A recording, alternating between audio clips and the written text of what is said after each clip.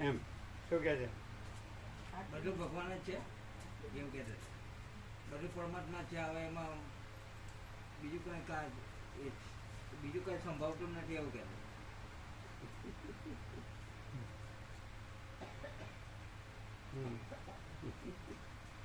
તમે શું કીધું?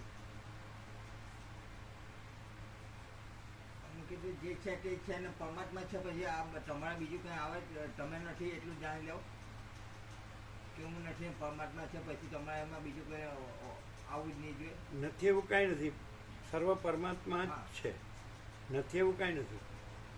અમારા પ્રભુ 15 પહેલા એ ચાલતું હતું, માયકા ચિત્તકા ભૂતકા આનંદ શાંતિ, એમાં અમારા પૂર્ણ વિધમાં આવ્યું.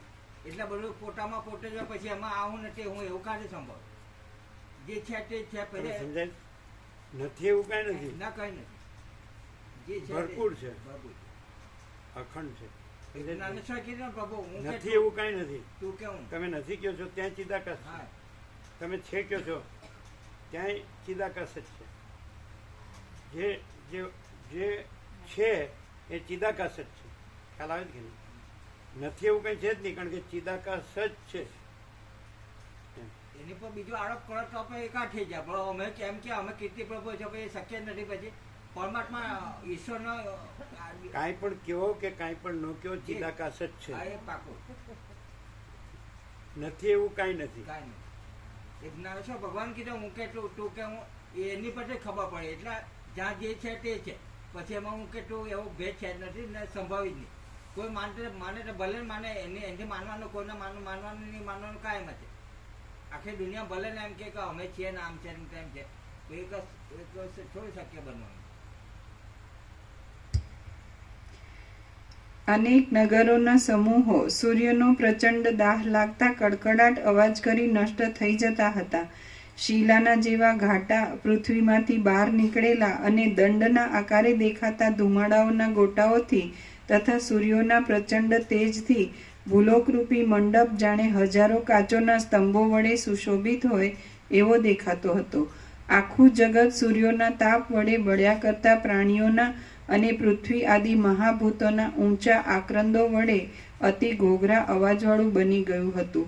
પ્રાણીઓના, ભૂલોક આદિ લોકોના અને તેની અંદર આવી રહેલા નગરોના પતન થતા હતા. તેથી ફાટી પડતા અનેક પદાર્થોના અવાજથી સઘળી સૃષ્ટિ મહાભયંકર આકારને ધારણ કરી રહી હતી. આકાશમાંથી અશ્વિની આદિ નક્ષત્રો ગરતા હતા. તેથી તેના અભિઘાતથી પૃથ્વીની અંદર રહેલા રત્નોનું ઘર્ષણ થતું હતું. વસ્તીના સમૂહને અત્યંત દાહ લાગ્યો હતો. તેથી સર્વ સ્થળોમાં અને પોતપોતાના ઘરોમાં મનુષ્યો દોડાદોડ કરી રહ્યા હતા. ક્ષીણ થઈ મૃતતુલ્ય થઈ રહેલા અને આક્રંદપૂર્વક સડ્યા કરતા પ્રાણીઓના સમૂહોને લીધે દિશાઓના તટો દુર્ગંધવાળા થઈ ગયા હતા. મહાસાગરની અંદર જળમાં રહેલા જળચર પ્રાણીઓ સૂર્યોના પ્રચંડ તાપથી તપી ગયા હતા અને તેઓ ચારે બાજુ ખિન્ન થઈ ગયેલા દેખાતા હતા. સર્વ દિશાઓમાં પ્રસરી ગયેલા અગ્નિથી સૂર્યના દાહ વડે અનેક નગરો બળી ગયા હતા અને તેમને વિશે રોવાનો અવાજ પણ શાંત થઈ ગયો હતો. વિખરાઈ ગયેલા અને દગ્ધ થયેલા દિગ્ગજોના સ્તંભ જેવા દાંતો વડે દિશાઓના અંતના પર્વતો ટકી રહ્યા હતા. પર્વતોના ગુફાઓરૂપી છિદ્રોમાં ધુમાડાના ગોટાઓના કુંડાળા પ્રસરી રહ્યા હતા. કડકડાટ કરી પડતા પર્વતોને લીધે અનેક નગરોના સમૂહો ચૂરેચૂરા થઈ જતા હતા અને બળી જતા દેખાતા હતા. સૂર્યોના દાહથી બળી જઈ પાકી ગયા જેવા થઈ ગયેલા હાથીઓના શબ્દોથી મોટા પર્વતો ગાજી રહ્યા હતા. તાપ વડે તપી ગયેલા અને ઉછળ્યા કરતા પ્રાણીઓ વડે સમુદ્રો અને પર્વતો જાણે જ્વરિત તાવવાળા થઈ રહ્યા હોય એવા દેખાતા હતા. વિદ્યાધરીઓના હૃદયો સૂર્યના પ્રચંડ તાપથી ફાટી જતા હતા અને તેઓ બલહીન થઈ જઈ આકાશમાંથી નીચે પડતી હતી. એ સૂર્યોના પ્રખર દાહ થવાના સમયમાં કેટલાક પ્રાણીઓ બરાડા પાડીને અને કેટલાક રુદન કરીને થાકી ગયા હતા. વળી ત્યારે કેટલાક તો યોગ બળથી બ્રહ્મરંધ્રને ફોડી ઉર્ધ્વલોકમાં જઈ અમરપણું મેળવતા હતા. નાગલોકમાં બળ્યા કરતી સૂર્યના તાપની જ્વાળા સૂર્યના તાપની જ્વાળા વડે ઠેઠ પાતાળ સુધી આખો ભૂલોક તપી ઉઠ્યો હતો. સૂર્યનારાયણોના તાપથી સમુદ્રો સુકાઈ ગયા હતા, તેથી તેમને વિશે સદાકાળ રહેનારા જૂડ આદિ જળચર પ્રાણીઓ દાઝી ઉઠીને તરફડિયા મારતા હતા. એ દેખાવ બહુ જ ભયંકર દેખાતો હતો. જળરૂપી ઈંધણના અભાવને લીધે વડવાનળ કેમ જાણે હજારો પ્રકારે ઊંચે ઉડતો હોય તેમ આકાશમાં જઈ નૃત્ય કરતો હતો અને આકાશની અપ્સરાઓને ઝડપી લેતો હતો. આમ પ્રલયાગ્નિ ચારે તરફ પ્રકટ થયો હતો.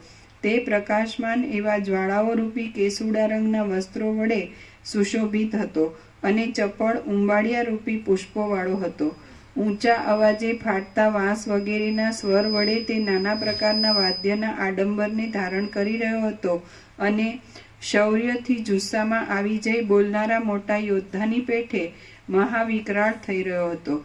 તેને જ્વાળાઓ રૂપી ઊંચા હાથ હતા અને ધુમાડા રૂપી કેશ હતા. જગતરૂપી જૂની કોટડીમાં તે નટની પેઠે નાચતો હતો અને જાણે તાંડવ નૃત્ય કરવા તૈયાર થયો હતો. એમાં અનેક વનના સમૂહો, પુરો, નગરો, મંડળો, દ્વીપો, ગઢો, જંગલો, સ્થળો અને પાતાળ આદિ સ્થાનો એ સર્વ બળવા લાગ્યા હતા. તેમાં ભૂલોક ઉપરનું મહાવિશાળ આકાશ, 10 દિશાઓ અને સ્વર્ગલોકનો ઉપરનો ભાગ પણ બળવા માંડ્યા હતા. ત્યારે ખાડાવાળા રેતના યંત્રોવાળા અને મોટા મહેલોવાળા દિશાઓના તટોમાં પણ દાહ થવા લાગ્યો હતો. પર્વતોના શિખરો, તેની અંદર રહેનાર સિદ્ધોના સમૂહો, પર્વતો, સાગરો, મહાસાગરો, તળાવો, નદીઓ, તળાવડીઓ, દેવતાઓ, અસુરો, મનુષ્યો અને સર્પો વગેરે પણ ત્યારે બળવા લાગ્યા હતા. ત્યાં દિશાઓ તેની અંદર રહેલા પુરુષો સાથે છણછણાટ કરતી બળવા લાગી હતી. જ્વાળાઓના સમૂહોરૂપી ઉજ્જવળ કેશ ધારણ કરી રહેલી દિશાઓ ભયંકર શબ્દોથી તથા ઘણી ભસ્મ વડે પરસ્પર વિક્ષેપ ઉત્પન્ન કરી રહી હતી. આથી તેઓ જાણે ધૂળ અને પાણી વગેરે છાંટી પરસ્પર રમત કરતી કોઈ દુષ્ટ રાક્ષસીઓ હોય એવી દેખાતી હતી.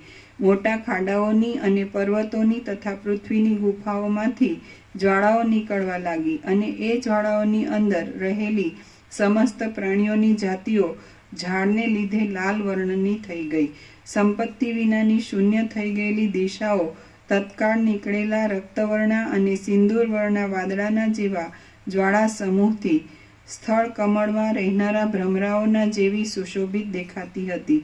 ધગધગતા અને જગતની અંદર ફેલાઈ રહેલા જ્વાળાઓના સમૂહો વડે આકાશ જાણે રાતા વસ્ત્રો વડે કે સંધ્યાના વાદળા વડે વ્યાપ્ત થઈ રહેલ હોય તેવું દેખાતું હતું.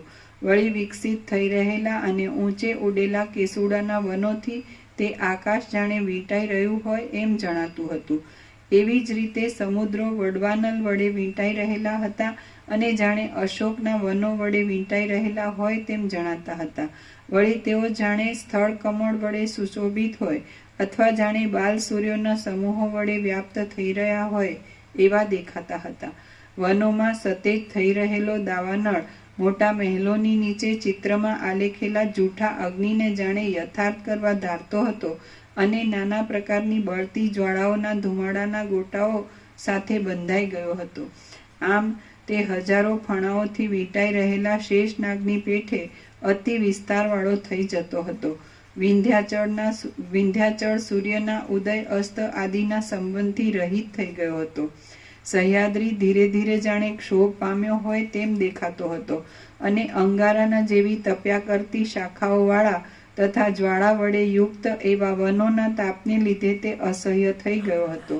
ત્યાં વચમાં બહુ જ કાળા દેખાતા અને ભમ્યા કરતા ધુમાડારૂપી ભમરાઓથી શોભી રહેલું તેમજ ધુમાડાવાળી જ્વાળારૂપી કમળોથી શ્યામ થઈ ગયેલું આકાશ મોટા સરોવર જેવું દેખાતું હતું. ધૂમકેતુરૂપી કેશને ધારણ કરી રહેલી નાશરૂપી નટડીઓ અગ્નિની શિખાઓરૂપી શિખરને મુકુટમાં ધારણ કરી રહી હતી અને તેઓ પર્વતોની ગુફાઓમાં ખાલી રહેલા ભાગમાં પર્વતોના શિખરોમાં તેમજ શૂન્ય આકાશમાં નીરસતાથી નૃત્ય કર્યા કરતી હતી.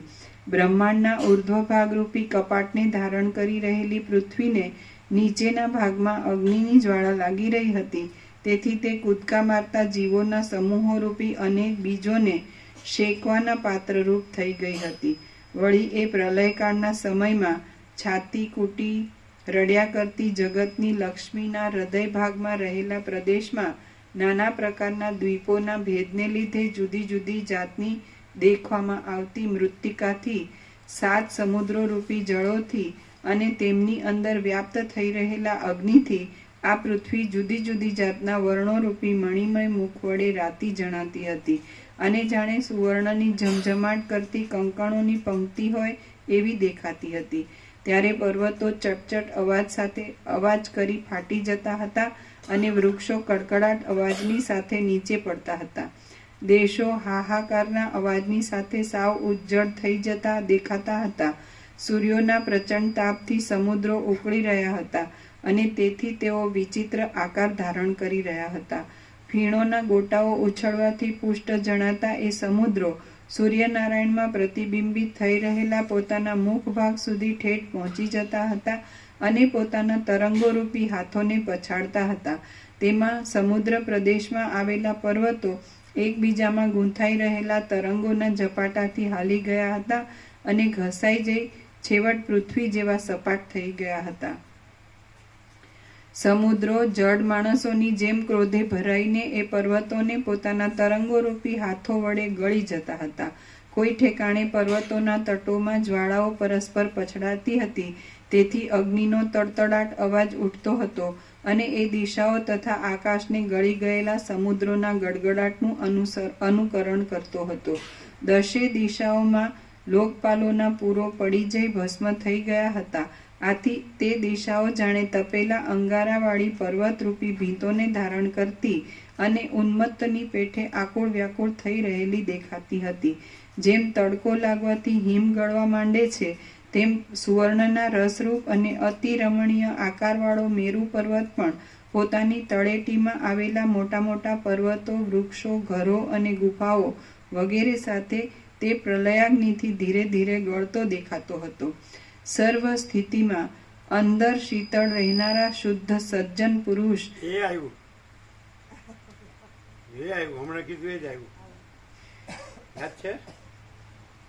સર્વ સ્થિતિમાં અંદર શીતળ રહેનારા શુદ્ધ સજ્જન પુરુષ જેમ દુર્જનનો સંપર્ક થતા તાપ વડે ગલિત થઈ જાય, તેમ હિમાલય પણ સૂર્યના તાપરૂપી અગ્નિ લાગવાથી ક્ષણ માત્રમાં લાખની જેમ ઓગળી જતો હતો.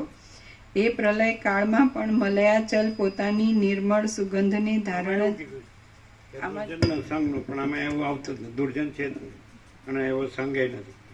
અને અંદર શીતળ એટલે કૈવલ્ય, પરમ નિર્મળતા, પરમ શીતળતા, તો આ જ બધું છે.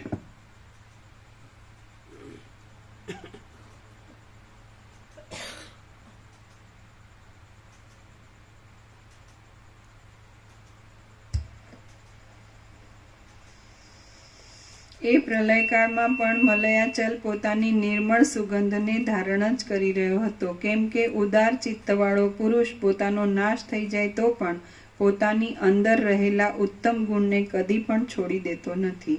મહાન પુરુષ નાશ પામી જાય તો પણ એ બીજાઓને હર્ષ જ ઉપજાવે છે, કદી ખેદ કરાવતો નથી. એ નિયમ પ્રમાણે ચંદન જોકે બળી ગયું હતું તો પણ તેણે જીવતા રહેલા બીજા પુરુષોને આનંદ જ આપ્યો હતો. જે વસ્તુ ઉત્તમ હોય તે કોઈ દિવસ અધમતા પામતી જ નથી. આ રીતે સુવર્ણ જોકે પ્રલયાગ્નિથી બળી ગયું હતું તો પણ સાવ નાશ પામીને તે અન્ય સ્વરૂપને પામ્યું નહોતું. સર્વનો નાશ થઈ ગયા છતાં નાશને ન પામેલા સુવર્ણ અને આકાશ એ બંનેનું સ્વરૂપ જ ખરેખર વખાણવા યોગ્ય છે, કેમ કે પ્રલયકાળના એ અગ્નિમાં એક સુવર્ણ અને બીજું આકાશ એ બે જ માત્ર અવિનાશી રહ્યા હતા. આકાશ વ્યાપક હોવાથી તેનો નાશ થયો ન હતો અને સુવર્ણનો મેલ બળી જવાથી તે શુદ્ધ રસ રૂપે અક્ષય રહ્યું હતું. આવી રીતે રજોગુણ અને તમોગુણ રૂપી મેલથી રહિત એવો શુદ્ધ સત્વ ગુણ જ બ્રહ્માનંદનો અનુભવ કરાવે છે. તેથી તે જ એક સુખના સાધનરૂપ છે એમ હું માનું છું. આવી રીતે રજોગુણ અને તમોગુણ રૂપી મેલથી રહિત એવો શુદ્ધ સત્વગુણ જ બ્રહ્માનંદનો અનુભવ કરાવે છે. તેથી તે જ એક સુખના સાધનરૂપ છે એમ હું માનું છું. રજોગુણથી કે તમોગુણથી ખરું સુખ કદી પણ મળતું જ નથી.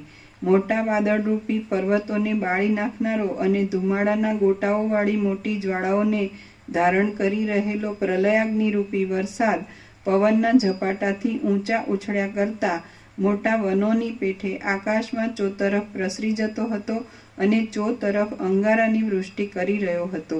હે રામચંદ્રજી, સૂર્યની ગરમીથી પાણી અત્યંત સુકાઈ ગયું હતું. તેથી નિર્જીવ જેવા થઈ રહેલા અને વિશાળ આકારને ધારણ કરી રહેલા અંડજ તથા જરાયુ આદિ પ્રાણીઓની તેમજ બળી જવાને લીધે આકાશ વૃક્ષના જેવા શૂન્ય તથા નામમાત્ર રૂપે રહેલા અથવા તો આર્દ્ર છતાં પ્રલયાનલની જ્વાળાથી બળાત્કારે બળી ગયેલા વાદળાની ભસ્મ પણ તત્વવેત્તા પુરુષના દોષની ભસ્મની જેમ કોઈ જગ્યાએ જોવામાં આવતી ન હતી. પ્રકટ થયેલો પ્રલયાગ્નિ હજી કૈલાસ સુધી પહોંચ્યો ન હતો તેટલામાં તો પ્રલયને લીધે કોપ પામેલા રુદ્રે જ તેને પોતાના નેત્રાગ્નિ વડે બાળી નાખ્યો. દાહને લીધે ફાટતા અનેક વૃક્ષોના તથા મોટી શિલાઓના કડકડાટના અવાજોવાળા પર્વતો, લાકડીઓ, પાણાઓ અને ઢેફાના સમૂહોથી જાણે પરસ્પર યુદ્ધ કરતા હોય એવા દેખાતા હતા.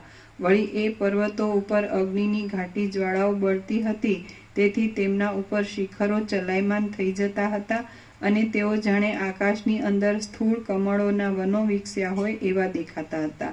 ભૂમિ અહીં આગળ કોઈ કાળે સૃષ્ટિ હતી એવા સ્મરણા અવશેષને પામી ગઈ અને પ્રલય જાણે મૂર્ખોને જગતની અસારતાનું સ્મરણ કરાવતો હોય તેમ પ્રત્યક્ષ રૂપે જોવામાં આવવા લાગ્યો.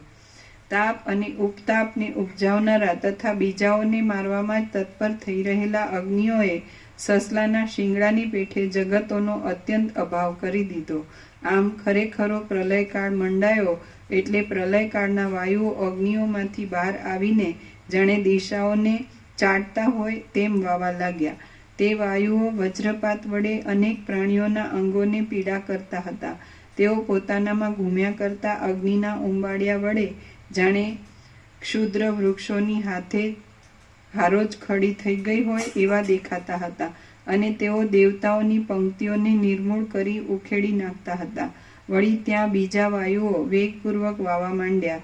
તેઓ ચપળ તથા જ્વાળાઓ રૂપી પલ્લવો વડે વિકસિત થઈ રહેલા અગ્નિમય વૃક્ષોના વનોમાં પ્રકટ થયેલી તથા ભસ્મના સંપર્કવાળી ગરમીથી આકાશમાં વ્યાપી રહ્યા હતા.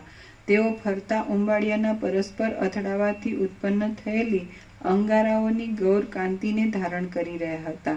વળી તેઓ કાજળ રૂપે નીચે પડતી તથા અગ્નિમય શિખરોના મધ્યમાં શોભી રહેલી કાજળ વર્ણી જ્વાળાઓની પંક્તિ વડે શ્યામ દેખાતા હતા અને તેઓ આખા જગતમાં અગ્નિને પસારી દેવાથી વખાણવા યોગ્ય વેગને ધારણ કરનારા હતા. શ્રી યોગ વાસિષ્ઠ મહારામાયણમાં નિર્વાણ પ્રકરણના ઉત્તરાર્ધનો મહાકલ્પાંતાગ્નિ વર્ણન નામનો સર્ગ 75મો સમાપ્ત. સર્ગ 76મો પ્રલયના મેઘથી અગ્નિ શાંત થવાનું વર્ણન. આ 76મા સર્ગમાં પશ્ચિમ દિશાના ભાગમાં પુષ્કરાવર્ત નામના મેઘનો ઉદય થવા વિશે અને આગ્નેય દિશાના મુખમાં અગ્નિ શાંત થઈ ગયા વિશે વર્ણન કરવામાં આવશે. વસિષ્ઠ બોલ્યા, પછી પર્વતોને કંપાવનારો અને પોતાના બળ વડે સમુદ્રના તરંગોથી આકાશની અંદર ચક્કરીઓમાં ઘૂમનારો પ્રલયકાળનો પવન વાવા લાગ્યો. સમુદ્રો ચિહ્ન વિનાના થઈ ગયા. વરસાદે પોતાની મર્યાદા છોડી દીધી. ધનવાન લોકો ધનહીન થઈ ગયા. ભૂલોકના જીવો જળના અભાવને લીધે ઉપદ્રવ વડે જ ભાગવા માંડ્યા અને જગતમાં રાજા ન હોવાથી તેના કરનો ભાગ પણ નીકળી જઈ આખું જગત અગ્નિની આહુતિરૂપ થઈ પડ્યું. વળી કાળયોગથી પાતાળનો પણ નાશ થઈ ગયો. વિદ્યમાન રૂપે દેખાતો સ્વર્ગલોક સૂર્યના તાપરૂપી અગ્નિ વડે ભસ્મરૂપ થઈ ગયો. સર્વ સૃષ્ટિવર્ગ છિન્ન ભિન્ન દશાને પ્રાપ્ત થયો અને સર્વ દિશાઓનો સમૂહ શોકના જ એક નિવાસરૂપ થઈ પડ્યો. તે સમયે અહંકારી દૈત્યોના સમૂહની પેઠે આકાશની અંદર ક્યાંયથી પુષ્કરાવર્ત નામના પ્રલય મેઘોએ પોતાનો ગડગડાટ આરંભ્યો. એ અવાજ બ્રહ્માએ પોતાનો બ્રહ્માંડ લોક સમેટી લીધો ત્યારે તેની પડી ગયેલી ભીતના અવાજ જેવો મહાભયંકર હતો. વળી એ અવાજ એકબીજામાં પછડાઈ ઉછાળા માર્યા કરતા મદોન્મત્ત સમુદ્રોના અવાજ જેવો સંભળાતો હતો. લોકોમાં, સમુદ્રોમાં અને નગરોમાં પડછંદા રૂપે પ્રસરી રહેલા પોતાના મોટા કોલાહલ વડે એ શબ્દ મહાક્લેશથી પણ સહન ન કરી શકાય એવો લાગતો હતો. વળી કુલાચલ પર્વતની સમીપમાં પર્વતોની કે તેની શાખાઓની સાથે સંબંધ રાખી રહેલા દાવાનળના ઉગ્ર શબ્દો તેમાં ભળી ગયા હતા. તેથી એ શબ્દ ઘોઘરો સંભળાતો હતો. એ શબ્દથી બ્રહ્માંડરૂપી શંખનું જઠર પૂરાઈ ગયું હતું. તેથી એ અવાજ જાણે અંદર બ્રહ્માંડમાં ઘટ્ટપણે પથરાઈ રહ્યો હોય તેવો જણાતો હતો. એ શબ્દ સ્વર્ગલોક, પૃથ્વી, આકાશ અને પાતાળ એ સર્વ ઠેકાણે અત્યંત ફેલાઈ રહ્યો હતો. તેથી તે જાણે ચારેકોર શાખાઓથી વ્યાપ્ત થઈ રહ્યો હોય એવો લાગતો હતો. વળી એ શબ્દ એકબીજાથી અત્યંત છેટે પડેલી દિશાઓરૂપી ભીંતોનું જાણે લીલા વડે ઘર્ષણ કરવાને તૈયાર થઈ રહ્યો હોય એમ જણાતો હતો. મહાપ્રલયમાં સાતે સમુદ્રો ભેગા થતા સિદ્ધ થયેલા પીણાનો સ્વાદ લેવામાં જાણે એ શબ્દ તૃષ્ણાવાળો હોય એમ જણાતું હતું. એ શબ્દનો એવો તો વિચિત્ર આડંબર હતો કે દિગ્વિજય કરવાને નીકળેલા પ્રલયરૂપી ઇન્દ્રના મદોન્મત્ત ઐરાવત હાથીની જાણે ગર્જના થતી હોય એમ જણાતું હતું.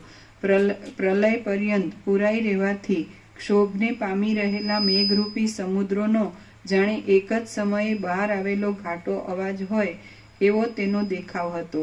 એ શબ્દ મહાપ્રલયમાં ક્ષોભ પામેલા ક્ષીરસાગરના મંથનના શબ્દનું અનુકરણ કરતો હતો. વળી એ શબ્દ બ્રહ્માંડરૂપી મોટા રેંટમાં ગડગડાટ કરી રહેલ જળ ધારાયંત્રની જેમ મહાવિસ્તીર્ણ જણાતો હતો. એ મેઘ ધ્વનિ સાંભળીને હું આ પ્રલયાગ્નિમાં મેઘની સ્થિતિ શી રીતે હોય એવા આશ્ચર્યમાં પડી ગયો. દશે દિશાઓમાંથી નીચેના પ્રદેશને છોડી દઈ મેં વરસાદ જોવા માટે 9 દિશાઓમાં મારી દ્રષ્ટિ ફેરવી, પરંતુ એ દિશાઓમાં તે વખતે કશું પણ મારા જોવામાં આવ્યું નહીં. માત્ર ચપળપણે ઉછાળા માર્યા કરતા ઉંબાડિયા રૂપી વજ્રોની વૃષ્ટિ જ મારા જોવામાં આવી.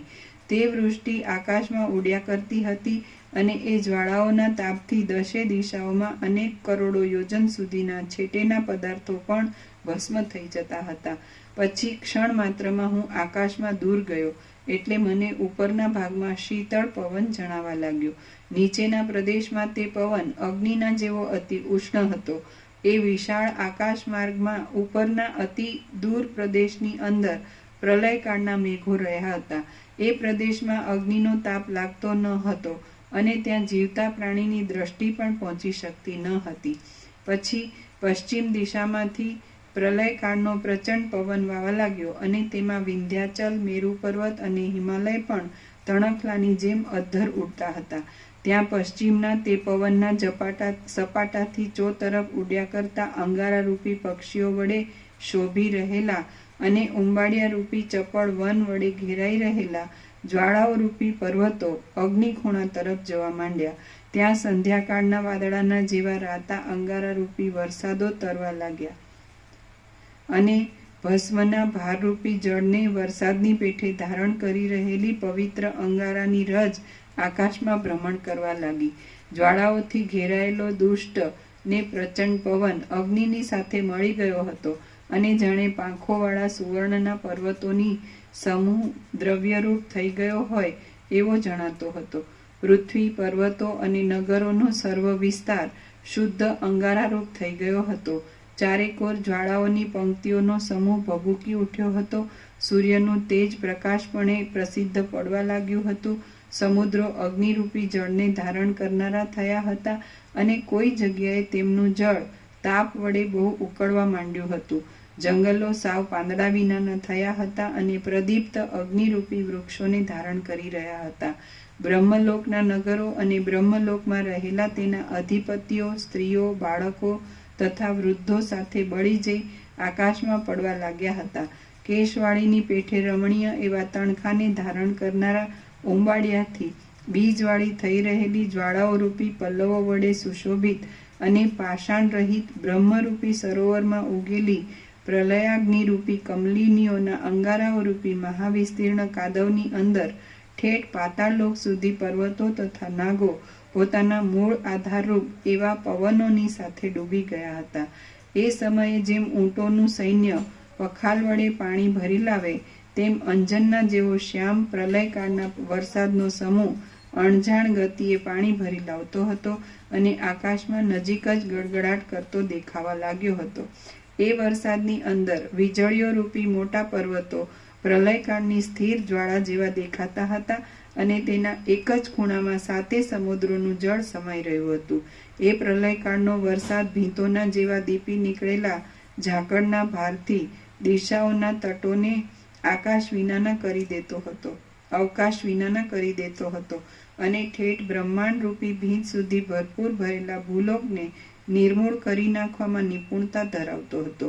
વળી પ્રલયકાળમાં ક્ષોભને પ્રાપ્ત થયેલો મહાસાગર જાણે આકાશમાં ખડો થઈ ગયો હોય એવો તેનો દેખાવ હતો. તે મહાસાગર 12 સૂર્યો જેવી ગોળાકાર ઘુમરીઓને ધારણ કરી રહ્યો હતો. વીજળીઓ રૂપી જળચર પ્રાણીઓવાળો હતો અને જળના અવાજથી સુંદર દેખાતો હતો.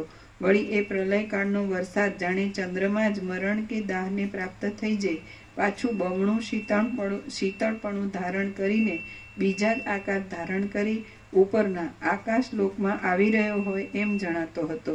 સુવર્ણના જેવી ચળકાટ મારતી વીજળીઓ વડે એ પ્રલયકાળનો મેઘ જડતાને લીધે સમગ્ર જળને કાષ્ઠની પેટે અચળપણે થંભાવી રાખનારા હિમાલયને જાણે સંપૂર્ણ રીતે ધારણ કરી રહ્યો હોય એવો ભાવ દેખાડતો હતો. પછી બ્રહ્માંડને ફોડી કઠિન રૂપે બહાર આવતી, આકાશમાં ચારે તરફ ફેલાઈ રહેલી અને પ્રથમ દિશાઓમાં ઝાકળને રૂપે વરસનારી વૃષ્ટિઓ નીચે પડવા લાગી. તે વૃષ્ટિ વનમાં અને આકાશમાં અગ્નિદાહના જેવા પ્રકાશવાળા વીજળીઓના ઝબકારાઓથી ભયંકર દેખાતી હતી અને તેના પ્રસરી રહેલા ગડગડાટના અવાજથી આખું બ્રહ્માંડ જાણે ગાજી રહ્યું હોય એમ જણાતું હતું. તરફ ફેલાઈ ગયેલી અને વારંવાર ઉત્પન્ન થયા કરતી સેંકડો સુસવાટીની ગર્જનાથી ત્યાં અક્ષય શબ્દ સાંભળવામાં આવતો હતો. વળી શીત જળબિંદુઓ રૂપી તથા ઝાકળરૂપી ભીંત વડે ત્યાં જાણે આખું આકાશ બંધાઈ ગયું હોય એમ દેખાતું હતું. પૃથ્વી અને આકાશરૂપી મંડપના જાણે વૈડૂર્યમણીના મૂર્તિમાન સ્તંભ હોય એવી જણાતી અને અત્યંત સ્થૂલ એવી ધારાઓની વૃષ્ટિને લીધે પૃથ્વીના ભારને વહેતા પર્વતો જાણે ટંકાતા હોય એમ ભાસતું હતું. એ વૃષ્ટિને લીધે અંગારાઓના સમૂહો પૃથ્વીમાં ચડચડાટનો અવાજ કરી ફાટતા હતા અને તેની ગર્જનાઓનો મોટો ગડગડાટ થતા અનેક લોકો નીચે આવી પડતા હતા. આથી સર્વ દેખાવ વ્યાકુળતાવાળો જણાતો હતો. અંગારાવાળા જગતરૂપી ઘરની અંદર વિલાસ કરી રહેલી એ વૃષ્ટિ નીચે જળ પડતા અગ્નિ વિનાની થઈ રહેલી પૃથ્વીની બાષ્પ લક્ષ્મીના જેવા ભાવને બતાવતી હતી. જ્વાળાઓના વિલાસ વડે આડંબરવાળું આકાશ તે જાણે સ્થળ કમળોના પાંદડાના સમૂહો વડે સુશોભિત હોય એવું દેખાતું હતું. આકાશની અંદર સ્ફુરી રહેલા શીતળ અને જળબિંદુઓ રૂપી અનેક પાંખોને ધારણ કરી રહેલા વરસાદો અગ્નિની જ્વાળાઓમાં જાણે ભમરાઓની પંક્તિઓ ફર્યા કરતી હોય એવા દેખાતા હતા. ત્યાં વરસાદનો અને અગ્નિનો મોટા મોટા પ્રસરી રહેલા ચડચડાટના શબ્દોથી દિશાઓને પૂરી દેનારો સમાગમ થયો હતો. તે જાણે પ્રબળ શત્રુઓને લીધે વિષમતાવાળો અને મોટી સેનાઓના હથિયારો વડે એકબીજાના અનેક ઉગ્ર હથિયારોને તોડી નાખનારો કોઈ મોટો ઉગ્ર સંગ્રામ મચી રહ્યો હોય એવો મહાભયંકર દેખાતો હતો. શ્રી યોગ વાસિષ્ઠ મહારામાયણમાં નિર્વાણ પ્રકરણના ઉત્તરાર્ધનો પ્રલયના મેઘથી અગ્નિ શાંત થવાનું વર્ણન નામનો સર્ગ 76મો સમાપ્ત. સર્ગ 77મો પ્રલયના મેઘનું ફરીથી વર્ણન. આ 77મા સર્ગમાં પુષ્કર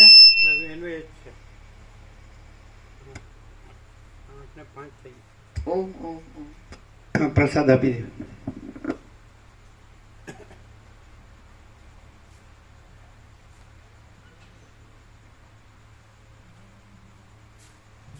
એવા પ્રભુને બધું આપજો, વચનામૃત અને આપજો. એટલે નિરપેક્ષ સતત બાકી હશે ને? ત્રણ બાકી હશે ને?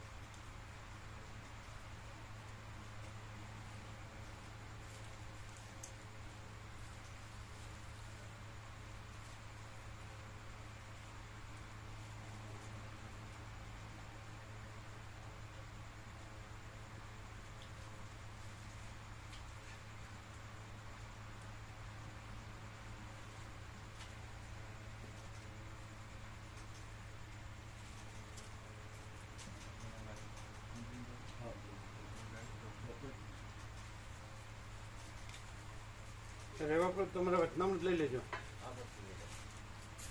તમે પ્રસાદ લીધો? એને પ્રસાદ આપ્યો? મહાશિવરાત્રી બધું લીધું હતું ને? મોટા અંબાજીનું અને રામજીનું અયોધ્યા. બરાબર.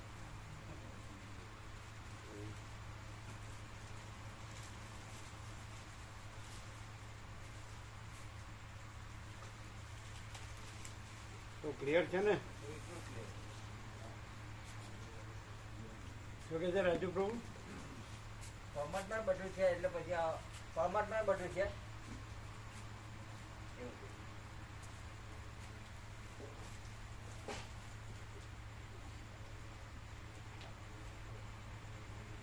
એટલે ત્યાં મકાઈ ભરેલી જ હોય તો એ પ્રમાણે મૂકવાની. એટલે ભરેલી હોય તો એ પ્રમાણે મૂકવાની. થોડી ઓછી ના હા. સમજાય? જેટલી વપરાણી હોય એટલી જ મૂકવાની. હા એટલી વધારે ઢગલો નહીં કરવાનો. ના ખાલી જગ્યા હોય ને બસ બસ ખાલી જગ્યા પૂરો. fill in the blanks.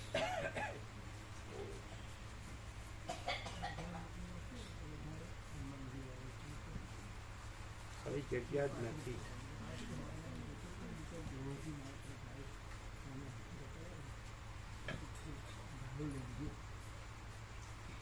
આમ તબિયત સારી છે એમ? આમ પ્રસાદ લેવાય, વિશ્રામ થાય, કારણ કે બધું ઠંડીનું પહેરી લીધું.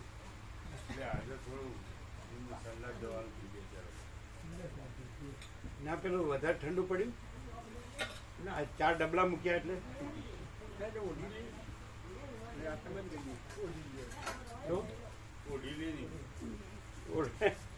અમે તો ચાલુ કરતા જ નથી.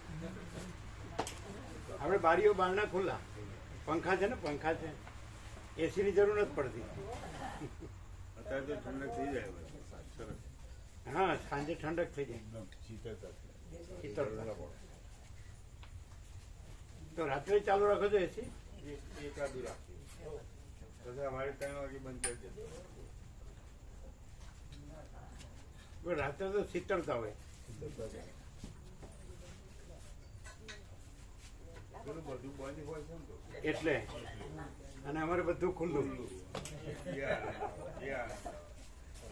એટલું જ. અમારે બધું બંધ હોય છે ને અમારે બધું ખુલ્લું. એટલું જ. જાજો ફેર નહીં. આ બધા તત્વવેદતા થઈ ગયા છે. બધું બંધ અને બધું ખુલ્લું. એટલે શું કે આ તો બધી તત્વજ્ઞાનની વાતો કરે. બધું બંધ અને બધું ખુલ્લું. પરમ ચિદાકાશ સચ્ચા ચોખ્ખા ખુલ્લા આર પાર.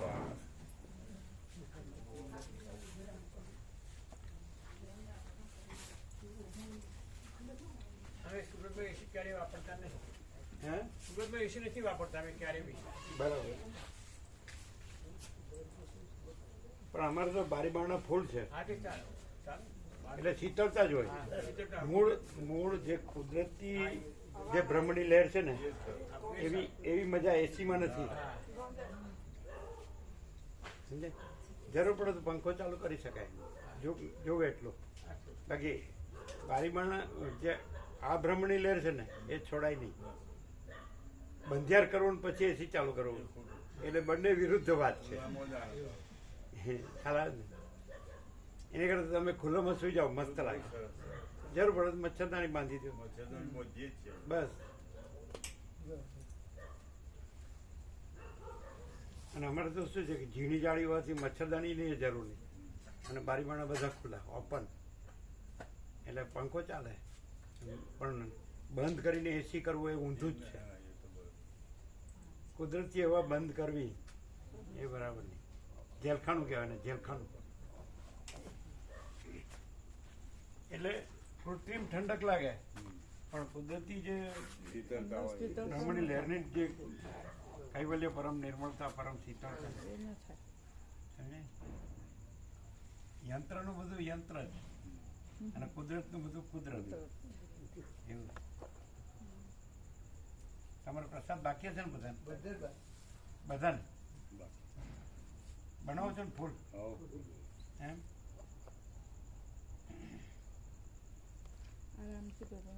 આમ ઝાડા થઈ જાય એવું બનાવો છો ને એવું બરાબર. એટલે અમે કીધું ને ફેસ આવો છે હા. એટલે ઝાડા થઈ ગયા છે એટલે ઢીલા પડી દવા લીધી કે નહીં ના દવાની કઈ જરૂર તો નહીં. પ્રસાદમાં ફેરફાર કરી દીધું બહુ બપોરના શાક ને એવું જ લીધું હતું. શાક ને ભાત ને હમ. અત્યારે ખીચડી ને શાક ને લીધું એમ દૂધ ને લેવું બરાબર એમને કબજિયાત રહે મોટા ભાગે હે એમને કબજિયાતનું હતું. એમને કબજિયાત રહેતી હોય. એ દૂધ ના એટલે ના, પ્રસાદમાં ફેર પડે. પ્રસાદો ભેગા કરશે ને. ઝાડાથી કેમ કે કબજિયાત રહેતી હોય છે વાત શું ચાલે છે આમ તો એમને કબજિયાત રહેતી હોય છે રેગ્યુલરલી એમને કબજિયાત ની પણ આમ તો ફરિયાદ જે થયું છે એની વાત ચાલતી નહીં. એ સાફ થઈ જશે એક દાડામાં. હે, એમ